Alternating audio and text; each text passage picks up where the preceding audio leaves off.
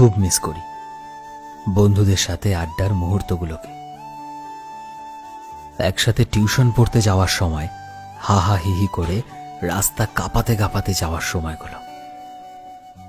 ফেরার সময় সোজা বাড়ি না ঢুকে পুরো এলাকার একটা চক্কর লাগিয়ে তারপর বাড়ি ঢোকার সেই মুহূর্তগুলো খুব মিস করি। সবাই মিলে একসাথে এদিক সেদিক ঘুরে বেড়ানো, টুকটাক খাওয়া দাওয়া, হাজারো গল্প, এসবই টুকরো স্মৃতি হয়ে জমে রয়েছে।